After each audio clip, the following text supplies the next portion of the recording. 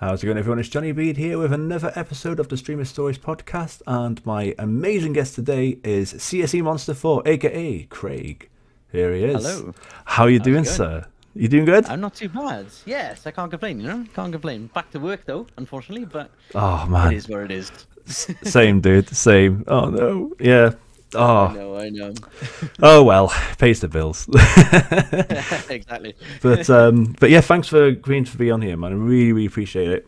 No, thank you for inviting me. And we're very familiar with each other in terms of streamers. I love what you do, man. It's it's an absolute honor to have you because you're a friend and a great streamer. So, but if you'd like to give an introduction to anyone about who may not know who you are, just tell us who you are and what you do.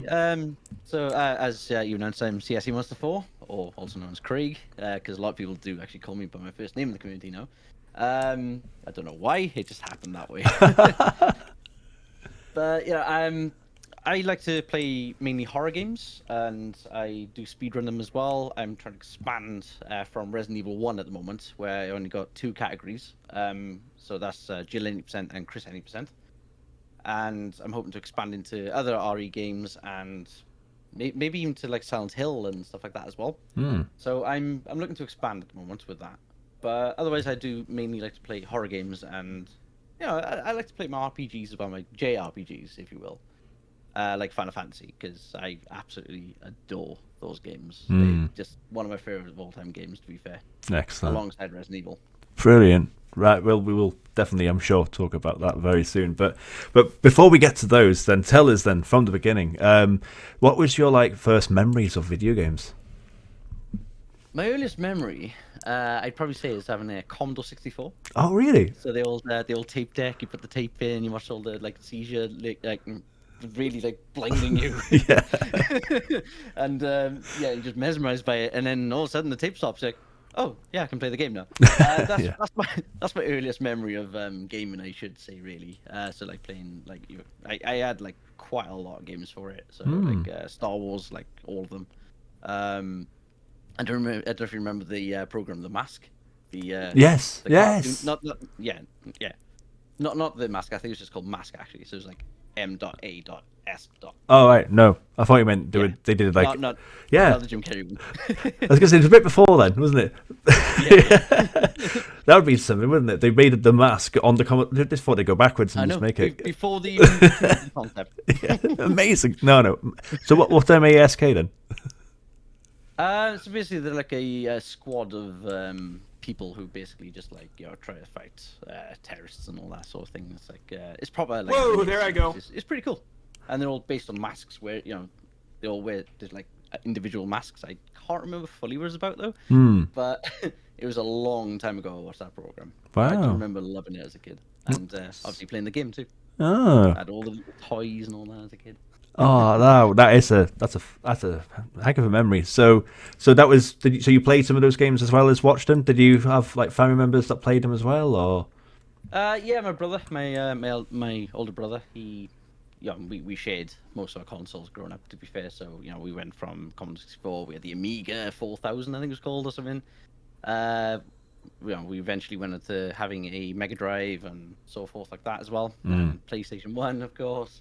We had Game Boys. We were quite spoilt with what we had given. It was quite nice, to grow up with video gaming. And me and my brother just absolutely loved it, growing up, and he still does now. I still do.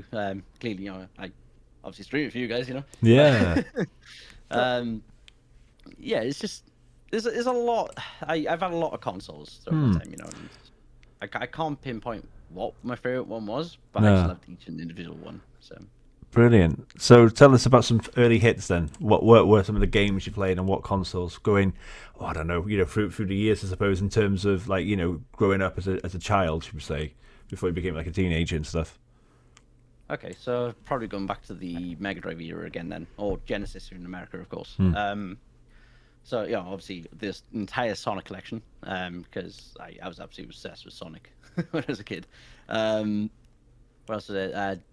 What was it called? Rocket Knight Adventures. Yes. For that game. Yes. No, that was a quality game. Hard. I remember raging at it a lot. But what other games are there? Another World, Okay, I haven't played that one, but yeah. Flashback. Yes, I've So not played similar Flashback. style. Yeah. Yeah. Oh God. Yeah, obviously we're both huge on the Mega Drive, and we're both huge on Sonic as well. Yeah, And in fact, I know this is going to be probably late February, early March time. We'll be coming out, but not long ago, you obviously played all the Sonic Mega Drive games on stream. yes, it is. And For New Year's Eve. that was a lot of fun to watch bits of that. So I mean, again, so favorite Sonic game from that era? I'm actually gonna just say Sonic 3 and Knuckles combined. I think because it's longer, it's expanded. You got not just Super Sonic but Hyper Sonic as well. So, it was just so expansive, that game, and the fact you could play all the characters. Yes. So yeah, that game combined made it for me. To be fair. Oh, it's so good. That's So good. But yeah, I mean, so you've obviously beat them. You've got all the emeralds multiple times. Oh, in the past, yeah. I didn't in that marathon though. No. I had all the Chaos Emeralds with the Sonic 3, but I didn't get the Super Emeralds. What are they called? Yeah, something like that, isn't it? Yeah. Yeah. I think I had like 4 out of 7 or whatever it is. Oh, so close. I know. I couldn't find any more rings, and I messed up twice on accident. Oh man. But what were your thoughts on like Sonic 3D then? Did you like Sonic 3D as well, or was that like a not so good game? It was okay. It was like a change in direction, because I think they knew that they were gonna like go away from the Mega Drive at one point. Mm-hmm. So I think they knew they had to, try it at least. And it worked for them, but I don't think it was the best moment really with Sonic. Great. Personally. Yeah, no, 100% agreed. I have a guilty pleasure playing it though. I don't know what it is. I love playing it. It is fun. Yeah. But it's nowhere near as good. Yeah. Also, my opinion anyway, the easiest special stage ever. It's too easy. I can't remember, to be honest. I haven't played it in a very long time now. It's the one with the bridge. So it's kind of like Sonic 2, but you're on like this small bridge. And you got to avoid the bombs and stuff. But I think I remember them. I think I remember, yeah. Yeah. Oh, good times, man. Good times. Any other classic Mega Drive games? The Batman games were good on that, actually. Batman Forever being my favorite one, I think. Nice. Because when you're fighting all the different thugs, they all got like generic names like Oddball, and and you're just like, oh, I'm beating up Oddball again. Like, where's he coming from? That's why I fucking killed him already. Yeah. Did you play Streets of Rage at all? Oh, I love Streets of Rage. Oh man, love them. Yeah. The first one mainly though. I went, like a lot of people prefer number 2, but for me number 1 was the best one for me. So. And forget about Streets of Rage 3. That was awful. I recently played Streets of Rage 3 again, and I have to cheat to beat it. I can only beat it on easy mode, but it's not the proper way of playing it. You get the whole you got to play on a harder difficulty, and I find it impossible, genuinely impossible to play with Streets of Rage 3, man. It's so hard. But yeah, the first 2 are brilliant. Like I said, the first one's excellent as well. I love it. Definitely. But yeah, it's hard. Like you said, it's hard to complete any of them, really. To be fair, but yeah, it's the true. amount of times we got to the end level and the end boss and just died. Oh, it's unreal. For me, it's Mona and Lisa. Yeah, I literally think I've only completed it like twice in my lifetime or something, and that's like maybe both times with someone else. Oh man, so 2-player. I love playing. My son's playing Streets of Rage with me recently. He's loving it, and Gunstar Heroes. I don't know if you're a fan of Gunstar Heroes, but he's getting into Mega Drive games. Yeah. It's so good, man. Oh, so good. Nice. So you had Game Boys. Did you play Pokemon? Was there something else? Well, it wasn't Pokemon at first. So Super Mario Land 2. Oh, six. My first one. 6 golden coins. Yeah, that's the one. Oh, it's so good. I still got it actually. I got it in my cupboard over there somewhere. Yeah, I've got it. It's so good. I got a save file. Like it say save file. It's not save file. It's like once you die, it resets, doesn't it? Yeah. But the cheap thing is just to turn it off. I'm like I kept the save file and like from the very end, so I completed it once. I just turned it off because I didn't want to have to start again. Oh, did you play the first one at all? No, I never played the first one. That was hard. It was a lot harder than the second one. Yeah, because the second one was quite hard as it was. Oh yeah, Wario. Oh god, yeah. Yeah, don't get started. That level is just ridiculous. So yeah, any other Game Boy games? Did you go Game Boy Oh, Color as well, or? Battletoads. Oh God. No, I no, I didn't have a can't say Game Boy Color, but I just stuck to the normal Game Boy because I think once I got out of that era of the handhelds, it was kind of like that was it. Okay, I do own a PSP and a PS Vita, but it was more of just like oh, that looks convenient, as opposed to like, oh yes, games I really want to play on that. Yeah. But if we're going back to Game Boy games, I'd probably say Battletoads. Another really ridiculously hard game. Notoriously hard. Yeah. Oh man, goodness. Definitely one of the hardest games ever, probably. Yeah, it's always up there in the top 10 hardest games type of list. Always there, always there. So PlayStation come in, PS1? Yeah. So obviously Tomb Raider. Love the franchise of Tomb Raider. Tomb Raider 2 being my favorite. What else was there? Crash Bandicoots, obviously. You know, who doesn't love Crash Bandicoot? Oh, so good, so good. And the PlayStation era is what started me off with Resident Evil. So I didn't have it on Sega Saturn because I never had a Sega Saturn. Yeah. So my first copy was on PlayStation 1 in 1996, and I just fell in love with it ever since then. Because it was the first horror game I played that I was actually scared of it as a kid. You know, I look back at it now, I just laugh at it. Yeah. Obviously, you know, the voice acting and stuff like that. But I know speedrunning, of course. Yeah.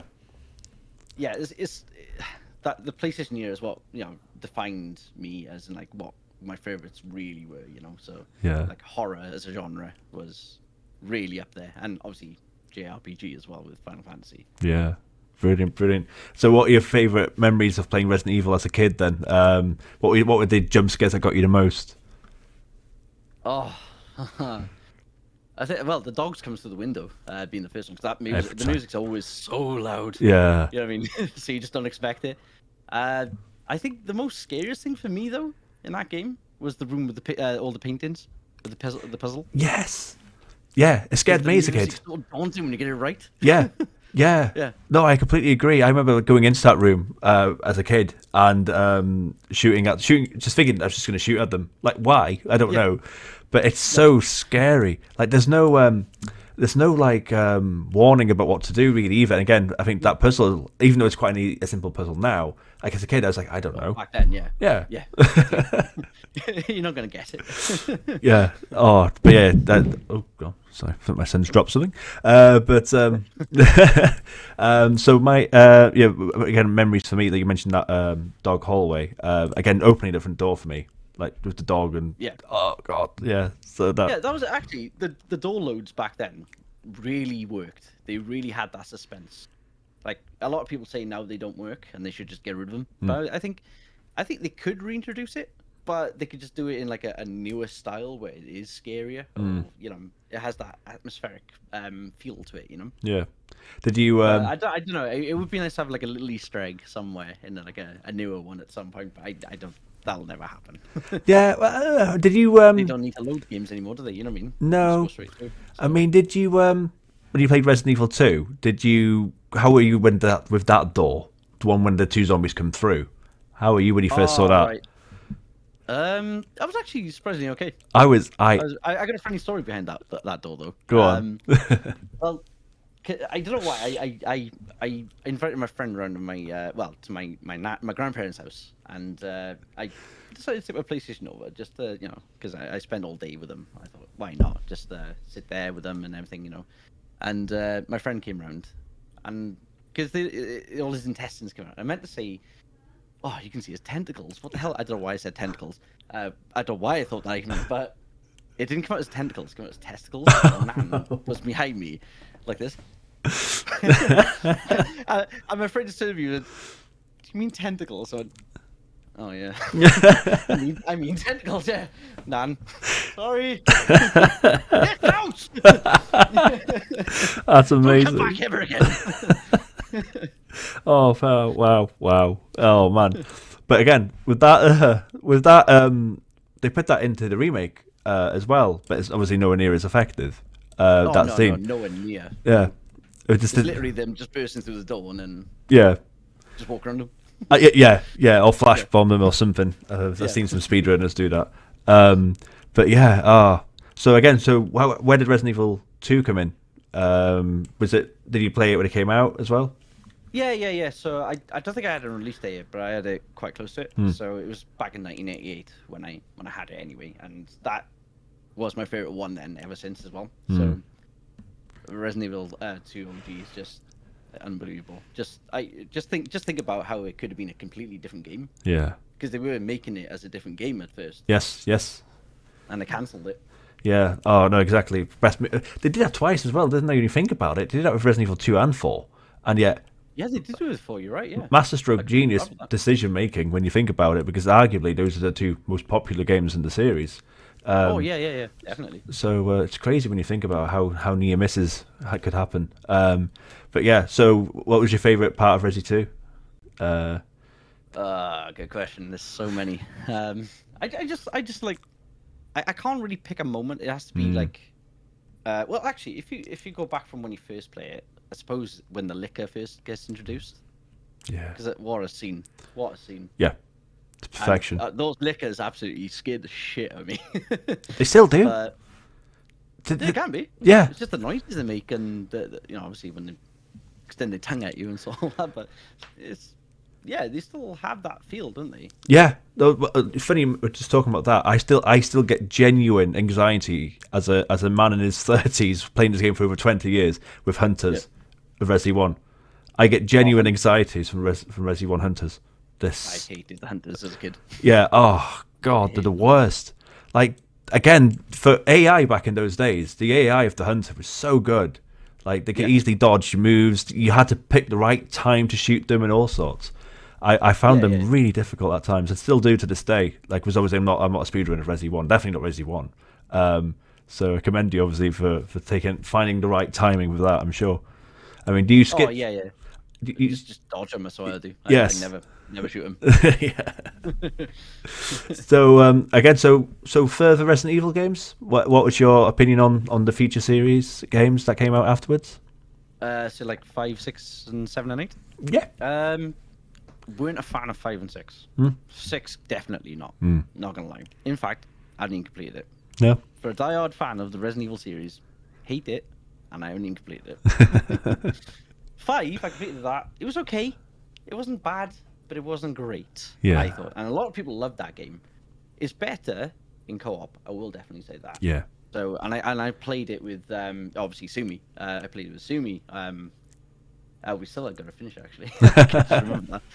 So we've done that a few times over stream, and it's fun. It's good fun co-op, but it's still not, as a game itself, it's still not brilliantly written, if I'm honest. Yeah. It could have been so much more. It's interesting with 5 because I've noticed there's been a new surge of people interested in it because of Twitch, playing it like you have with you and Sumi as a co-op, two Twitch streamers. I think it kind of works in that way. It's weird. Oh, it does. It does work. It's an odd one. Yeah, there's a lot of bigger streamers restreaming it again now at the moment. Like Bork Soup, for example. He was running it last night, in fact. But yeah, it's okay. It's not bad, but it's not great. No, I agree. I completely agree. And 7 and 8 then. What were your thoughts? 7 and 8, they surprised me actually. I loved them both. 7, the first playthrough of it was actually scary. It had that very atmospheric feel to it. But the second playthrough, you're like, oh, I'm gonna expect that. I'm gonna expect that. I'm gonna expect that. Yeah. You become desensitized straight away. That's how I found it anyway. Yeah, I agree. And you find yourself speedrunning it, even if you're not a speedrunner. You just like where everything is. You're just gonna go, oh yeah, and then you finish the game. You're like, oh, okay. Now what am I gonna do? Yeah. But 8, 8 was. I think they went away from the scariness again. Like at the start, it had that horror feel, but that was it. Yeah. But the rest of the game was still really good to play. Yeah. I thought. Yeah. So, and it was a kind of a fitting way to end Ethan's story as well. Yeah. Even though he's only in like 7 and 8, but yeah, it was quite fitting. No. It's interesting to see how they're going to reintroduce Chris again into the next one. Indeed. Yeah. Because again, we don't know how big that jump is. For Resi 9. So yeah, it's interesting. Yeah. No. Where was I going? I was going to go back to 7. Yeah, that's right. I was going to mention about 7. I played 7 when it came out, finished it like you did, and I was terrified of it. And then Yeah. I didn't play it after that. I didn't play 2 Remake and then 3 Remake. And because 2 Remake, I don't know what your thoughts on it, but I loved 2 Remake. I kind of played them both like almost speedrunning style, just rushing through them. And then I went back to 7 and tried it that way. It didn't work. It was so weird playing 7 again because Ethan's so much more slow paced, plodding, you know, in comparison. It's crazy how, again, the pacing's so different with 7 and then 8 and 2 and 3 Remake. There's a distinction for sure. Oh yeah, definitely. But yeah, I pretty much agree with you with what you said. To be honest, completely. Like I preferred 7 to 8. I don't know what you thought, but I don't know. I suppose 7 has that more horror aspect, so I would have to prefer number 7. But I did like 8 because it was more fast paced. It was very fast paced. I found. yeah. You just didn't have to stop whatsoever. There was like little barriers here and there, or whatever, but that was it. Excellent. Okay. So when did we talk about Final Fantasy? Do we talk about it now? Yeah, go for it. Go on in. So first Final Fantasy. We're assuming was it 7? Actually, it was 6. Nice. But I didn't actually finish it, so I basically went back to 6. So 7 was my first proper one, if you want to say that. Yeah. So what was your story with 6? Did you play it on the SNES or did you? Yes. Yeah, I did. Yeah. Oh, nice. I borrowed it for a friend at the time. I didn't actually own the game, but actually no. Tell a lie. The first Final Fantasy technically is Mystic Quest. Right. Yeah. Yeah, because that is a Final Fantasy game, which is also an awesome game. Let's be honest. And that one's only got 2 party members. Yeah. But if we say in first proper Final Fantasy, it would be that one, and then Final Fantasy 7. All right. Yeah. Talk us through it then. So your experience of 6 and then 7. What was it like playing those for the first time? So 6, there was a big jump to 7 from 6. I will definitely say that because obviously, you know, in terms of graphics, you know, it was mind blowing at the time. Like when you see Final Fantasy 7 from 6. Yeah. Even though like 6 was a great game. 6 is very underrated. I will say. Very, very underrated. 100%. It deserves to be like up there in the top Final Fantasies at least. Yeah. Yeah. Sorry. Go on. I was just going to say, I think again that's something that's happened with age now, isn't it? But again, at one point there was always this big divide between the hardcore Final Fantasy fans of the 90s and noughties of what's the best game, 6 or 7. Now again, 6 is like pushed aside now, like 7's. Oh yeah, it's happened again. Yeah. Yeah, it's a shame. It's a shame. Yeah. Oh, definitely. Although I will say myself, I do prefer Final Fantasy 7. But it's still worthy of being up there. Yeah. Definitely. 100%. No, I agree. I prefer 7, but I love Kefka. Kefka for me is an insane good villain. It's such a good villain. But all right. So yeah, seeing the graphics for the first time with 7. Then what was that like? It was mind blowing, actually. Very mind blowing. Now looking back, obviously it's like, oh, why did I find that mind blowing? Blocks, but I could have built Lego out of them. But it's still because it was still a massive jump. It's all 3D, and you know the battle system was a lot smoother and better from 6. You know the ATB bar was like that rather than yeah. And yeah, it was just mind blowing at the time. But I remember when I first had it, I didn't actually. I said I bought it on release, and I realized no, I never did. Because I was saying that a lot during my stream when I was playing it, and no, I actually rented the game at first. Remember, you can rent games. Oh yeah, yeah. So good times. Yeah, so I just rented it basically, and I just didn't get it at Midgar. Yeah. And then, so remember going through Midgar for the first ever time? Yes. And it take a while. Playing now, it takes about an hour. Yeah. Or something. Yeah. Right. And I mean, for me, I remember just again leaving Midgar and seeing the world map, and my mind blowing. Like, oh my god. Oh yeah, same. Oh yeah. This game is so much bigger. Realize how expansive it was. No. Yeah. It blew my mind. I don't think that blew my mind. I don't know what your thoughts are, but I mean the summons. It's just getting summons for the first time and playing them out and using them and seeing the animation. Obviously, it's like a long while until you get it in your first instance, and you see it with the Chocomog, isn't it? That's the first one, and it's like whoa, you can actually use these summons to kill other things, and like it's a chocobo. Yeah. Come on. And then that one had like two different ones, didn't it? You had the Mog, Yeah. and you had the chocobo. Chocobuckle, is it? Yeah. No, that's the enemy skill. A fat chocobo, I It's the think it was. kamikaze one, isn't it? Yes. And the fat chocobo. Yeah. Yeah, that's the Mog one. The other one's the fat chocobo. Yeah, that's right. I remember now. Well, it's funny you mentioned. I didn't get Chocobo on my first playthrough. I didn't get it. I got Shiva. So my first experience was Shiva, and that was right, like, right. oh my god, this like snow goddess is killing my enemies. Oh my god. So good times, man. Good times. So Definitely. did you play them in order then? So 8 afterwards, 9. 8. Yep, straight after that. So 8 was to me, it's equally as good as 7. I adore 8. The storyline of Final Fantasy 8 is amazing. A lot of people will disagree with the junctioning system and stuff like that because you can nerf it completely. But I liked it. When you first ever play it, you have no idea what you're doing with it. You have to figure it all out. It's only because people only nerf it now because they know what they're going to do. Yeah. And the same with me. But I still love the game. 100%. It doesn't stop me from wanting to play it. And there's still challenges in that game, like a mega weapon for one. You know? And ultimate weapon can still wipe you out. And the higher level you go, their levels go up too. So the harder the game gets, the more you level up. Yeah, exactly. No, I completely agree with that analogy. Completely. So, and of course the card game. The card game was so good. Oh yeah, Triple Triad. That's the best card game of all of them. Agreed. Yeah. Number 9.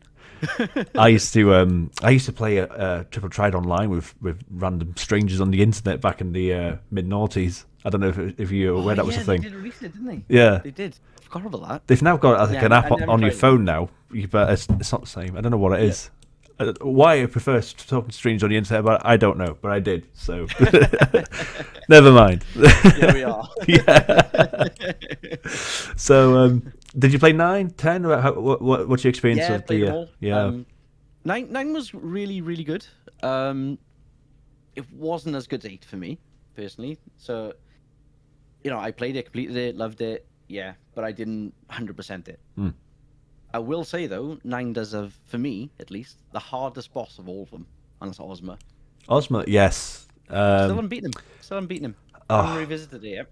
I need to. Oh yeah, yeah. I mean, 9's my personal favorite, and it took me too long to beat Ozma.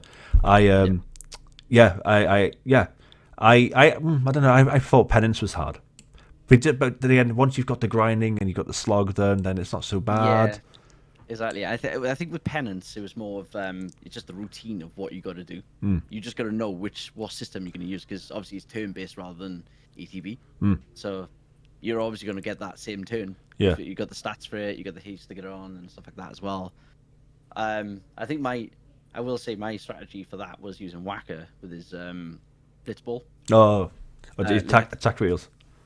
Yeah, attack reels. Yeah, so it's like 99,999 like times 12 or something like that.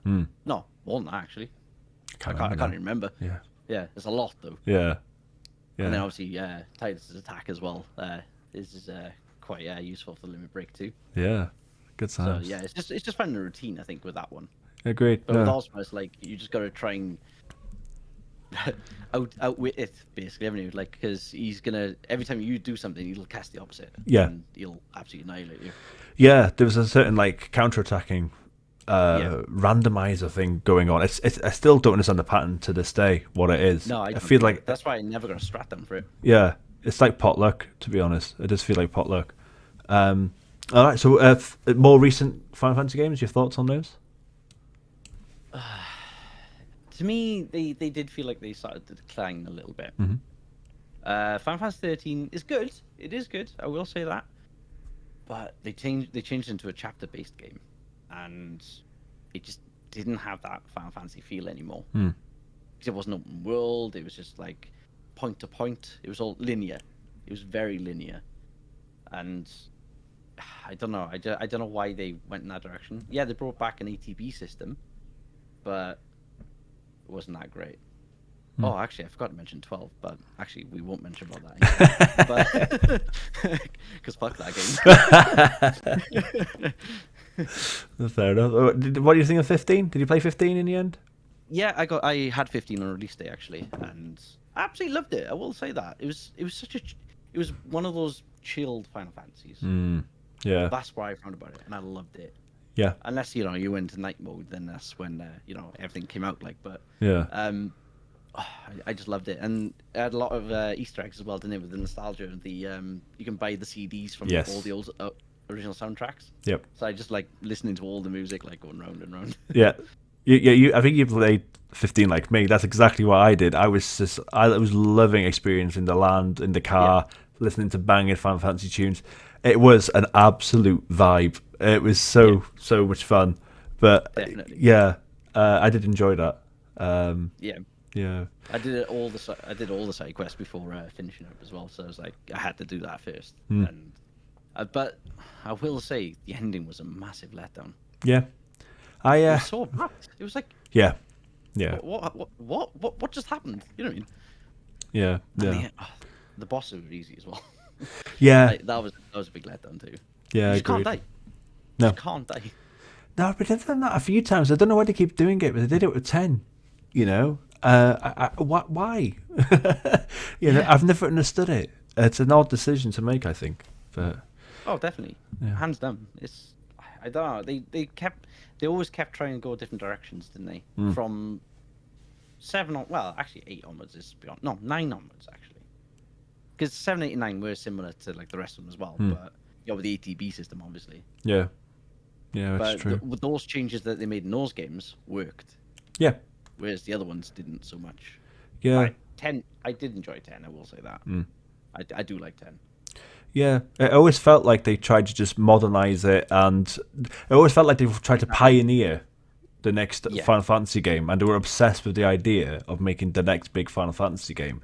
So had to change everything, and and it didn't quite work off. It didn't pay off like Fantasy 7 did. It pioneered everything. 10 arguably did as well.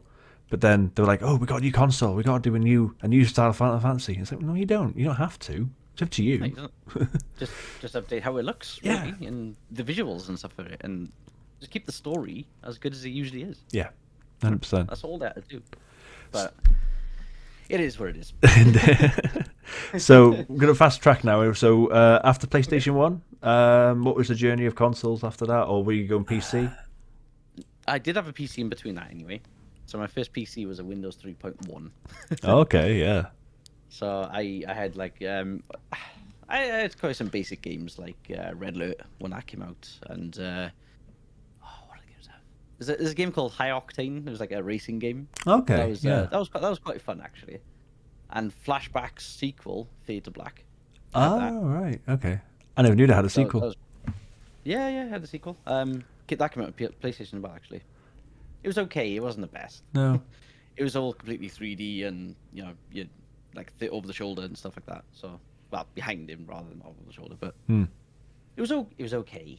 But it was not Flashback. No. No. So did you go console wise after that? Yeah, I had a Dreamcast after that then.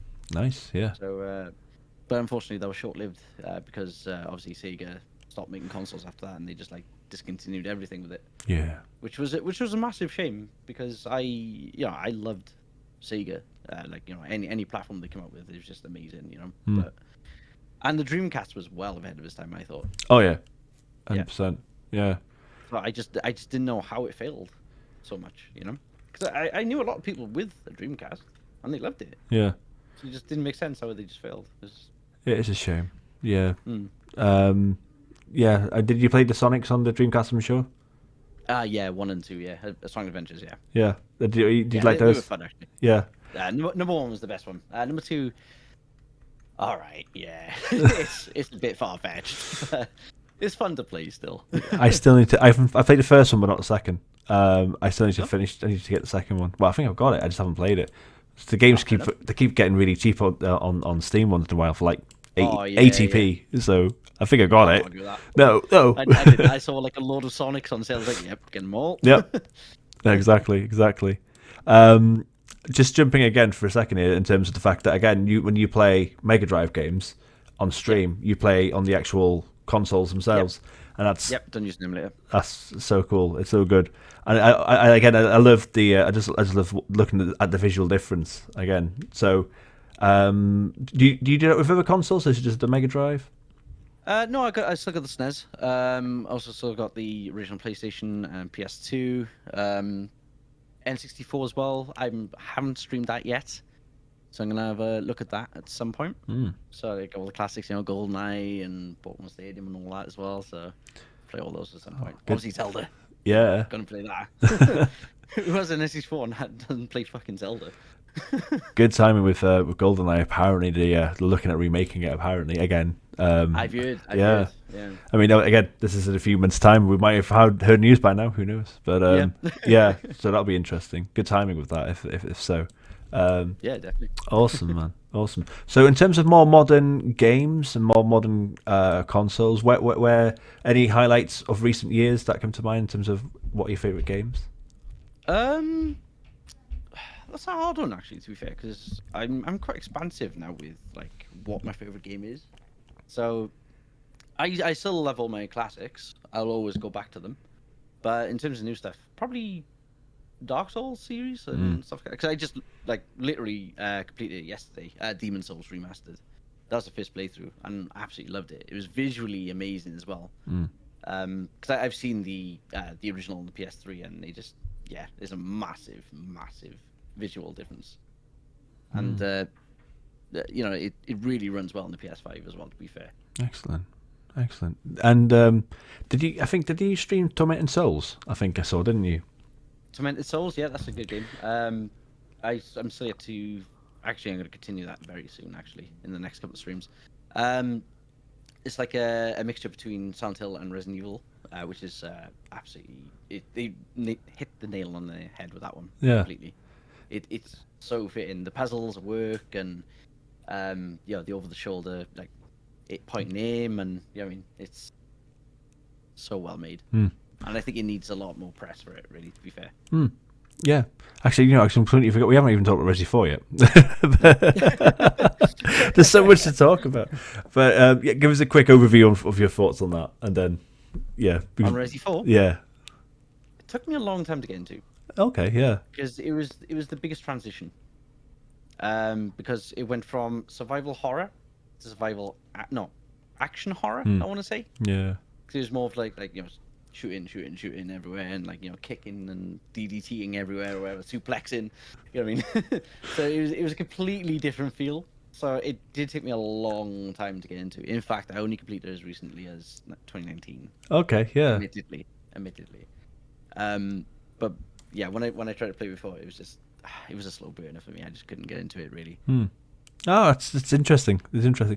It was. You talking about the transition and stuff. I mean, I like yourself probably was used to like the ranking system of the old Resident Evil games, and it being based on first aid sprays, saves, and all that stuff. So my playthrough of Resi 4 when I first played it was full of like I was just constantly trying to avoid the save typewriter, and I'm not using the first aid spray. I'm not using the first aid spray, and it's like at the end of the experience, it's like you tell me I could have used all those first aid sprays.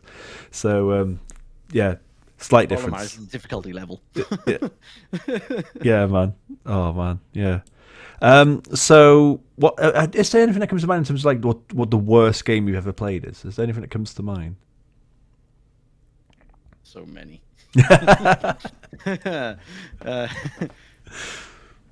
You know what? Fuck it. I'm just gonna say it. Final Fantasy 12. Oh wow, there we go. Just gonna put it out there. Why not? So tell us that what isn't that you like about 12. I'll probably agree. Yeah. Well, it felt like it was for an MMO, which eventually it did become, which was Final Fantasy 14. The all aim at the enemy that you want to fight, and then like pick the whatever you're gonna use against it. But I don't know. I just couldn't get into it. It's really, really hard to get into. Yeah, I found it a slog. Yeah. Personally, one thing that I really didn't like as well was just I didn't like the main villain. I wasn't a fan of Vayne. I didn't care. For me, that's one of the biggest things about a Final Fantasy villain for me is you need to be like, oh god, this guy, I can't wait to kick his ass type of thing, or her ass. And then Vayne, I was like, oh okay, yeah, cool. I just didn't care. Yeah, I had no care for him. Whereas, and again, talking about villains in Final Fantasy 13, I actually really like the villain in 13 a lot. I think he's Yeah, he's underrated. pretty good. Yeah, Yeah, he is underrated. You're right. He is a really good villain, actually. yeah, 100%. All right, so what are you playing right now? What are you playing right now? Off stream and on stream? Off stream, I'm just playing a variety of games, really. Variety, rather. um, just some more classics, really. I think. Now I completed Demon Souls remastered on stream. I'm gonna be doing the new game plus. I think off stream with it, just to Okay. have a bit of fun with me. Well, on my bigger TV, that's like more glorious and everything, So, um, on stream, this month I'm currently, which is January. I'm currently just catching up with all the games I didn't complete. So yesterday's stream, first stream back of the new year, we completed 2 games in one go. Nice. In one stream. So we completed, obviously, Demon Souls, as I said, and Alien Isolation. Oh, excellent. Oh, wow, yeah. Brilliant. That's awesome, man. So when you play games, do you look at trophies, achievements, stuff like that at all? Oh, yeah. I'm such a trophy whore when it comes to, well, especially on the PlayStation anyway. I platinum so many games, about 20-something, 25. Oh, wow. Like that. Yeah. That's impressive. Impressive. So what is it about the achievements that you like? So, or have you got any like a favorite achievements that you've had over the years? I'd probably say the Batman games were really, the Batman series was so good for getting the achievements because it was such a challenge. So I'd probably say that. But in terms of I say why I like doing it is because I like to 100% the game. So I like to get the full achievement out of something, just the, that feeling of like, yes, I have actually completed this game to its fullest, and that's why I like about the addition of like trophies and stuff when they first released them. Yeah. Steam achievements are a little different because they're not there. They're Yeah. not like in your face. So they're just hidden away, and it's a bit of a shame that, but I do like them at the same time. Yeah. I do try to sometimes, but I think for me it's the Sony PlayStation when it comes to trophies. That's the one that like sticks out for me. I think, I agree with you. What I liked was I used to have the Xbox 360. That was the first time I really came across like achievements and stuff like that. But they don't quite have the same with the Platinum. Like you said, the Platinum with the PS4, it's a much more cool thing to have on the PS4. But I also love the accumulation of the points on the Xbox as well. So, whereas I've noticed that recently, the last few years, Sony have started to like up the levels, haven't they? Recently, so it's easier to get level ups now on the. So it's almost like a point system in its own way. Yeah. There's a lot more points in there now. I noticed mine jumped quite a lot. Yeah. I couldn't tell you what it is like right now. No.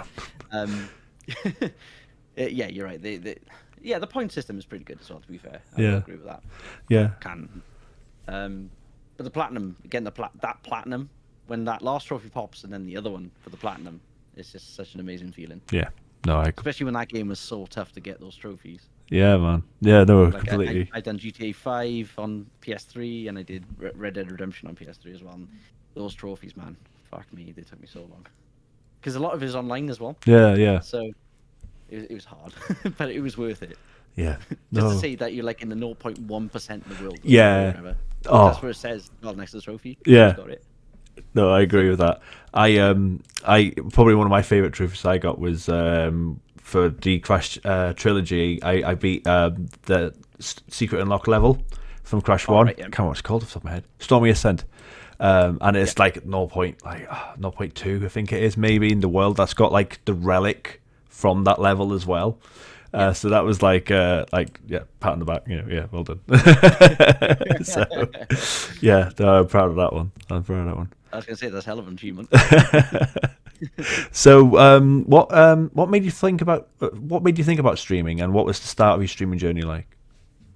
So I technically started streaming when the PS4 came out. I noticed Twitch was there. So I seen a few people on there. I didn't really follow them as such. I was just like watching what was there, and I thought, I'm gonna give this a go myself because I just noticed like nuts people are going for like getting a community and stuff. And to me, looking at back then in 2014 and maybe to 2017, 18, building a community just felt like it looked like an easier job back then to do than it is now. Yeah. But what got me into streaming, I realized I just gone off topic here. No, you're fine. No. So yeah, I started back in 2014. So it was like 1 or 2 streams a year. I just did it through the PlayStation. There was nothing fancy, nothing like that. I had a couple, like 1 or 2 followers, and then I had the idea of wanting to stream. So I was like waiting to get a PC again and stuff like that because I had a bit of a hiatus from having a PC. And then obviously I bought some stuff beforehand, like in 2019, thinking, right, I'm definitely going to do it now. I'm definitely going to do it. And I had the idea of streaming Final Fantasy 14 online. So I was Nice. playing that a lot of the time. But then obviously the pandemic hit, and I took that opportunity and I seized it. And like many other people, I didn't realize everyone else was doing it all the time. But it's I'd probably say definitely in 2020 is when I got into it. Mm-hmm. And what made me want to do it was just building that community. I just love to meet new people. Yeah. And have people meet others around them as well. Have a bit of banter towards me or themselves, or what I mean. So it's what makes Twitch, I think, personally. And Yeah. that's why I got into it. Yeah. No, 100%. That's awesome. So you played Final Fantasy 14. So were you just playing? What other games were you playing before the pandemic? Should we say? But what other games were in there? So it was obviously Resident Evils. Final Fantasy VII Remake just came out as well before the pandemic. No, actually during the pandemic. I think it was wasn't it just as the pandemic hit? Yeah. Yeah, it was. Yeah, definitely. So I played that to myself. I've streamed it since when it came on the PS5. So, what other games were there? There was Red Dead Redemption 2. That's another one. Still yet to complete it because I just put it on the back burner. Whoops. Just occurred to me. I don't know. I just whatever new game was coming out at the time. Yeah. I just bought it and I played it basically. That's just how I did it at the time. I couldn't tell you all the games. No, of course not. No. I think they were the main sort of games, like Resident Evil 2 Remake when that came out. I just loved it. Yeah, excellent. And that's what really got me back into Resident Evil. Actually, I will say. Fair play. So when obviously the pandemic hit, the community grew, didn't it? Really, I'd suspect. And what was there any like streams back in those days that really come to mind in terms of being like favorite memories? When the community was really bubbling and growing. It was when I introduced Friday night drinks with Twitch sings after in the night. So I play like Dark Souls or something, rage like fuck, and get drunk, and then I play Twitch sings afterwards, and everyone just loved it because it's like oh, he's drunk as fuck, he can't sing. You know what I mean? So then I used to like do the duets you could do. So just pick a random duet and just like ruin their duet. Oh, I didn't see those ones. Oh, that's a shame. Oh, I know, man. R.A.P. Twitch sings. R.A.P. Oh man, that sounds amazing, and it makes sense, I suppose, as well, because again, one of my favorite things about your streams is the fact that you have got a redemption for just singing random songs. Well, not random songs; Yeah. They tend to be like 80s rock songs. I've noticed. Yeah, that's where the inception of him come from. Got you. Because that shut down. And I was like, well, we've got to do something. Yeah. Oh wow, that's brilliant. Oh, brilliant. So, is there any other favorite memories of yours? Like I do remember parts of like your Halloween streams. Oh yes. Oh yes. Infamously. Yes. So I like to dress up, and I like to have that shock value, if you will, as well. So last year, actually, let's go back to 2020. First 2020, I bought a woman's skeleton ballet outfit looking thing. It's something. Yep. And I had long hair then as well, so it was like a bit of a beard, and long hair, and I was just rocking it, of course. You were. I didn't watch it live, but I've seen lots of screenshots and stuff since, and I've since seen you in the outfit. It looked great. Thanks. I'm with it. So that was Halloween 2020. What else did you do for that one? What did I do for that one? Actually, no, that's a lie, because that was a build-up to Halloween. I didn't actually wear that one on Halloween. Oh, okay. That was on a couple of streams before it. Oh, I did wear on Halloween, because I was planning to wear it on Halloween, but something like came up and was like, oh, well, you may as well wear it now. I was like, oh, okay then. So I copped out and did something else on actual Halloween, which was okay, but I just looked like some shitty Russell Brand lookalike, you know, something like that. I don't know, but I can't even explain it. I just genuinely cannot explain what I was wearing. This year I did it on, last year, sorry. Yeah. I did it on Halloween. So, I mean, you saw it yourself. Yeah. It was another dress, but it was like a full-on like Day of the Dead dress this time. I had face paint on and everything, and I had a wig because obviously I had the head shave from the charity stream. So yes, which brings me nicely to that charity stream actually, because again that was a wonderful moment. I loved your charity stream. You know, talk us through that charity stream. Obviously, I know it had significance personally to you, and obviously some of the shenanigans you did on stream as well. Yeah. Yeah. Okay.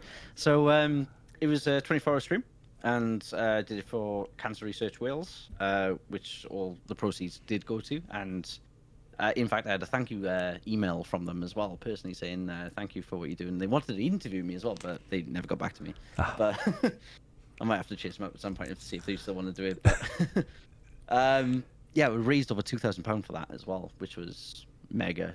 The community really, really came out for that one, and I chucked in about £500 myself because I was like, you know what, this is for a good cause. I'm just going to do this myself as well, regardless of what money was going into it.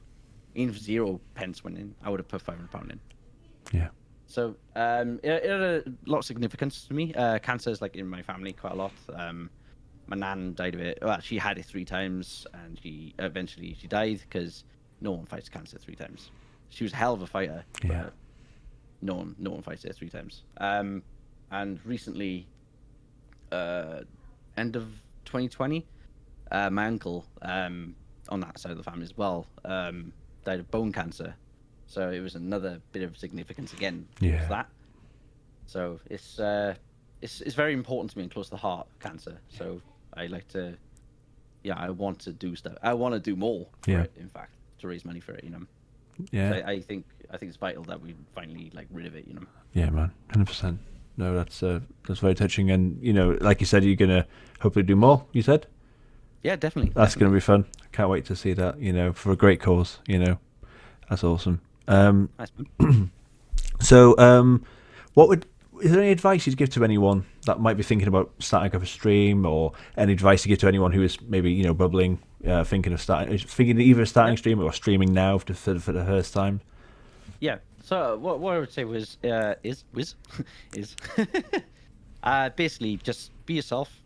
Don't try to copy anyone else. Just be yourself. People come for you, right? So don't worry about the game you're going to choose as well. Just you play what you want. People are going to come to you, and if they enjoy the game, they enjoy the game. Great, but they're going to come to you. So don't put yourself out there straight away. Especially, do not put yourself out there I'm putting out all the stops, because you do not need to do that. Just be yourself, and they will come. Yeah, brilliant advice. Love it. So yeah, I haven't asked you this question yet. So if you were stuck on a remote island, and you could only play 3 games for the rest of your life on that island, you'd never come in off it. You can have access to the internet. So what would those 3 games be, and why?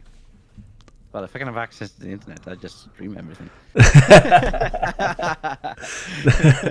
No.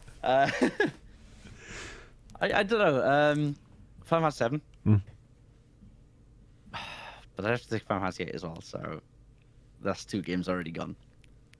And then the third one, so it's a really difficult one. That yeah, a really difficult one. I'd probably have to say, Tomb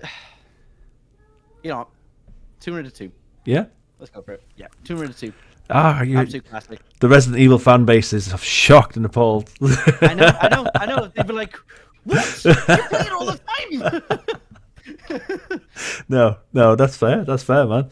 But the online aspect always gets people, because you can play I don't know what people play nowadays. PUBG, is it? Fortnite. You can play I play Left 4 Dead, so I put Left 4 Dead in my top 3 because there's that that quality, because again that can be like a game you can play forever almost, really, isn't it? Whereas in the true.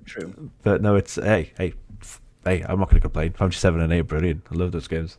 Oh, I'm I'd never get old. I'd never get bored of them. I'm joining your island, mate. I'm joining your island. So Yeah, come along. Get a boat, leave it now if you want. Come. so if you were to choose one favorite game of all time, is there one? And why is it Final Fantasy 12? See, no, I do. Who else? What else? But the amazing story behind it. No, I'd probably have to say Final Fantasy.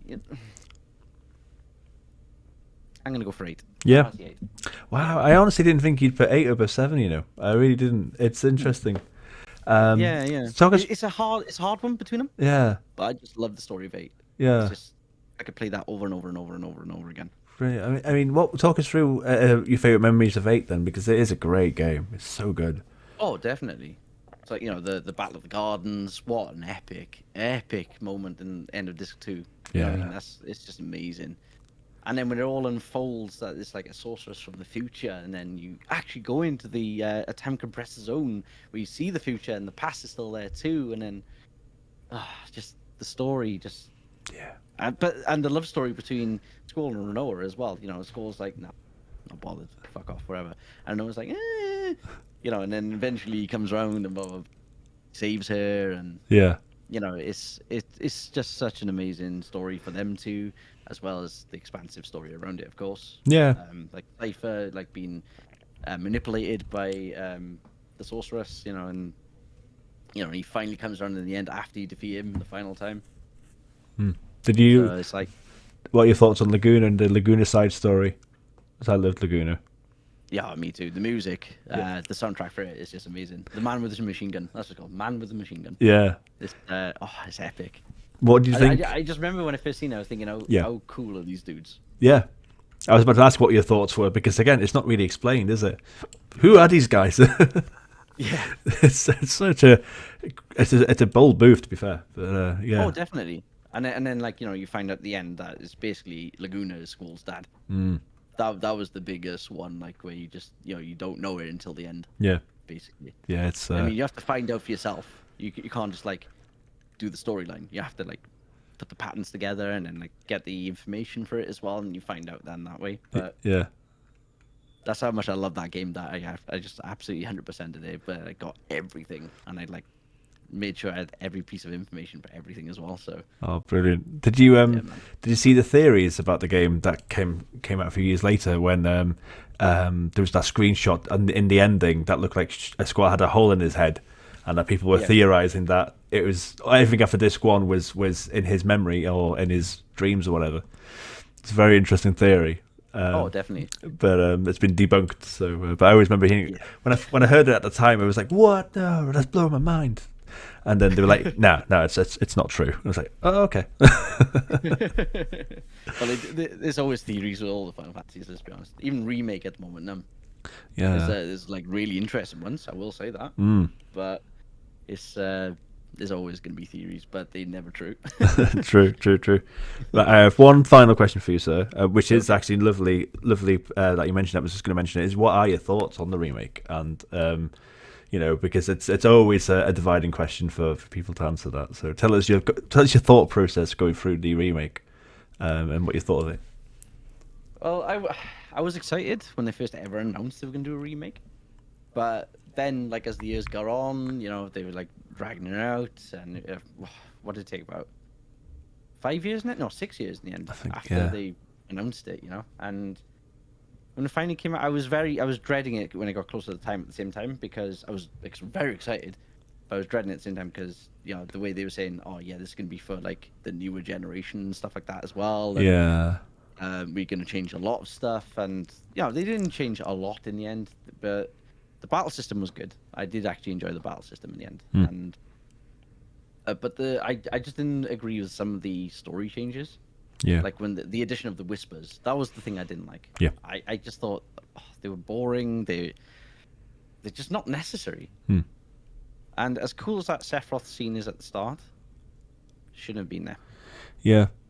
I think they should have left the mystery of Sephiroth in there. But the way they Yes. explained it was, well, everyone's played Final Fantasy VII, so they're gonna know who Sephiroth is anyway. I'm like, yeah, but just keep that mystery. 'Cause Yeah. the new players still playing it. Yeah. Still today now. It's just come out on PC. You know what I mean? It's Yeah.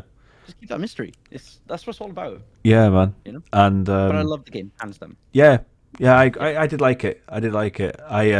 I didn't agree with. I agree with what you said, and I didn't agree with the fact that they put Sephiroth with the One Ring Angel music at the end of the game and stuff. It's like, well, no, that's taken away from the moment that we were going to lead towards in the future. That again, Exactly. because that's one of the best parts of the original game for me was the fact that you just you're trying so hard to find and get Sephiroth, and you eventually get there. Then you find a big plot twist and stuff like that, and eventually you get there. And there's One Ring Angel, and oh my god, it's like 50 plus hours of gameplay to get to that point. Yeah, exactly. And we were just giving it to us on a plate on part 1 of Final Fantasy VII Remake, and it was like, yeah, it's a shame. And the way I see it is just to keep the fans happy. Yeah. But I just because it's been so long, but the fans would have been happy either way. I thought personally. Yeah. Yeah, add something else in, but just don't add Sephiroth at the end. Yeah. I mean, the Genova fight was amazing though. I did love the. Yeah. It was the music. Oh my god, the music for Genova, the 3-stage Genova music was amazing. Yeah, I think that should have been the perfect way to end it. I thought it would have been great. Genova's the final boss of Final Fantasy Remake Part 1. Brilliant. Yeah, definitely. Anyway, that's about it, my friend. That's all the questions answered. Would you like to one more time tell us where we can find you and plug yourself, please? Yeah, okay. So you can find me at twitch.tv/CSEmonster4. Come join our fantastic community we already got there. Why not? Johnny Beard's one of them. He's a pinnacle of our community. Yeah, man. I've got like other socials as well. I got Twitter, and I try to post funny shit on there sometimes now and again when I get a chance. Instagram as well. Same with that as well, with the photos. And I do have a YouTube, which I just got the personalized URL for. Excellent. youtube.com/c/CSEmonster4. Excellent. And I try to put memes and stuff on there, as well as my highlights of my speedrunning and clip highlights as well for your favorites of the month or whatever, or best of the year, which I'm yet to do. And you're forgetting one thing, my friend. You're forgetting the best pub on Discord.